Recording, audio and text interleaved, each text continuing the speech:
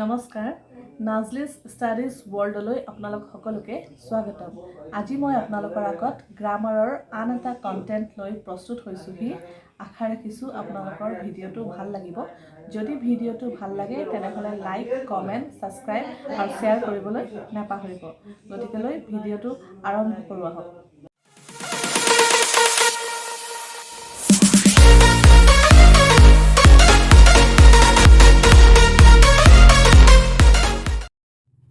Hello everyone. এতিয়া আমি পলম নকৰি ভিডিঅটো আৰম্ভ কৰো আহা সো আজি আমি ডিসকাস কৰিম about pronoun সো নাউনৰ বিষয়লৈ ডেসক্ৰাইব কৰিলো তোমালোকক অলৰেডি আমি ডিসকাস কৰিলো নাউনৰ পাৰ্ট সমূহ বিষয়লৈ আমি পঢ়িলো সো আজি আমি ডিসকাস কৰিম about pronoun এতিয়া pronoun কাক কয় So pronoun is a word which replaces a noun to avoid its unnecessary repetition. Or আমি ক'ব পাৰো যে pronoun is a word that is used in a place of noun. So noun or হলনি যিটো word আমি ব্যৱহাৰ কৰো সেই wordটোকে pronoun বুলি কোৱা হয় মই আকৌ ৰিপিট কৰিছো যে noun or হলনি যিটো word আমি ব্যৱহাৰ কৰো সেই wordটোকে আমি pronoun বুলি কওঁ So এটা সেন্টেন্সত যেতিয়া বাৰে বাৰে এটা noun ৰিপিট হৈ থাকে তেতিয়া শুনিবলৈ অলপ বেয়া লাগে সো তাৰ হলনি আমি এটা pronoun ইউজ কৰো ইয়াত এক্সাম্পল দিয়া আছে সোৱা ৰাহুল এণ্ড ৰবি ৰাহুল এটা নাউন প্ৰপাৰ নাউন হয় আৰু ৰবিও এটা প্ৰপাৰ নাউন হয় মানে ইন শৰ্ট ক'বলৈ গ'লে দুইটা নাউন হয় সো এই ৰাহুল আৰু Ravi are in the same class আমি ৰাহুল আৰু ৰবিৰ হলনি আমি কি ব্যৱহাৰ কৰিব পাৰিম দে ঠিক আছে কাৰণ বাৰে বাৰে ৰাহুল আৰু ৰবি লিখি থাকিলে আমাৰ সেন্টেন্সটো ভাল নেদেখায় ধুনিয়া নেদেখায় হুৱনি বিউটিফুল নেদেখায় সো ৰাহুল আৰু ৰবিৰ বদলি আমি কি pronoun ইউজ কৰো দে আমি ব্যৱহাৰ কৰো তেতিয়া আমি কেনেকৈ লিখিব লাগিব they are in the same class আকৌ সোৱা Rahul is a kind boy so ৰাহুলটো কি হয় প্ৰপাৰ নাউন ৰাহুলৰ হলনি আমি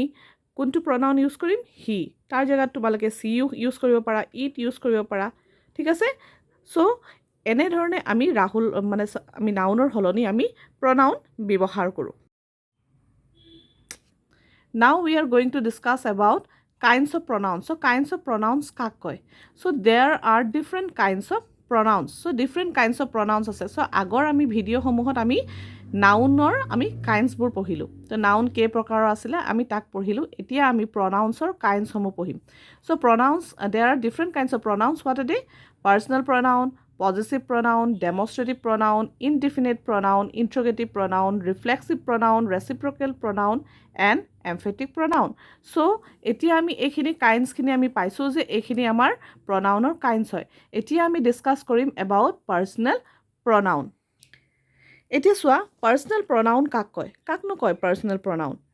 আমি তাৰ ডেফিনেশ্যনটো জানিব লাগিব হয় নাই so they refer to a specific person নিৰ্দিষ্ট ব্যক্তি এজন নিৰ্দিষ্ট বস্তু এটা বা গ্ৰুপ অফ থিংস হেতুৱে হ'ব তোমাৰ পাৰ্সোনাল pronoun উদাহৰণ সো এক্সাম্পল আই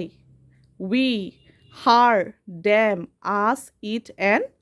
সি এইবোৰ কি হয় তোমাৰ পাৰ্সোনাল pronoun এইবোৰকে পাৰ্সোনাল pronoun বুলি কোৱা হয় পাৰ্সোনাল pronouns বোৰ আমি ডেসক্ৰাইব কৰো কেনেকৈ ডেসক্ৰাইব কৰো পাৰ্সনস অৰ থিংস বস্তু বা পাৰ্সন ব্যক্তি বা থিংসৰ হেই আমি এনেকুৱা ধৰণৰ কিছুমান ফলোইং ৱে আছে য'ত আমি পাৰ্সোনাল pronoun বোৰ ডেসক্ৰাইব কৰো সো ফাৰ্স্ট পইণ্ট সোৱা ফাৰ্স্ট পাৰ্সন মনত ৰাখিবা ফাৰ্স্ট পাৰ্সন মানে কি the person who is speaking কোনে কৈছে সাপোজ তুমি কিবা এটা কথা কৈ আছা মই এতিয়া তোমালোকক কৈ আছো সো মই হলো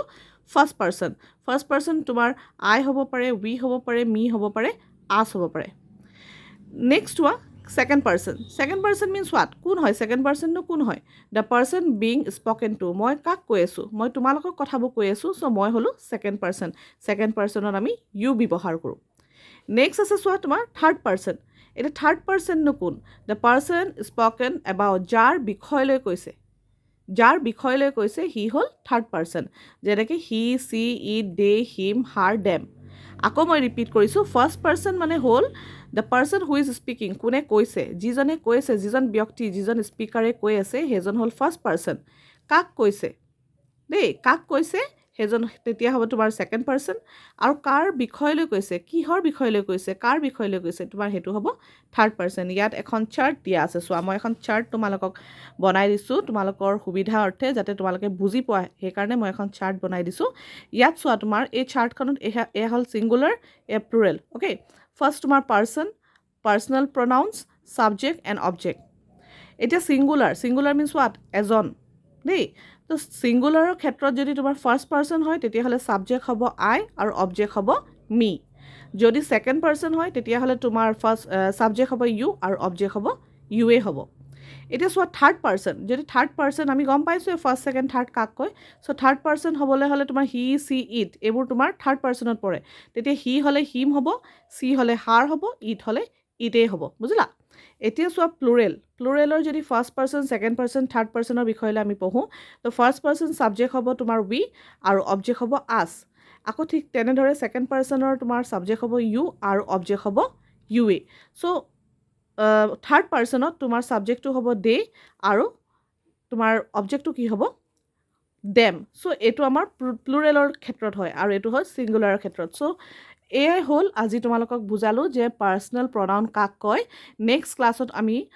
মই তোমালোকক বুজাম এবাউট বাকী আমি যিখিনি কাইণ্ডছ পাইছিলোঁ চ' সেই কাইণ্ডছখিনিৰ বিষয়লৈ মই বুজাম চ' ভিডিঅ'টো যদি তোমালোকৰ ভাল লাগিছে তেনেহ'লে লাইক কমেণ্ট শ্বেয়াৰ আৰু স্পেচিয়েলি ছাবস্ক্ৰাইব কৰিবলৈ নাপাহৰিবা চ' তেতিয়াহে মই আৰু ফাৰ্ডাৰ ক্লাছত তোমালোকক আৰু ভাল ভাল ভিডিঅ' দিবলৈ কাৰণে মই অলপ মানে এনকাৰেজ পাম আৰু ভাল লাগিব বেলেগ বেলেগ ভিডিঅ' দিবলৈ চ' গতিকেলৈ ইয়াতে মই আজি মোৰ ভিডিঅ'টো শেষ কৰিছোঁ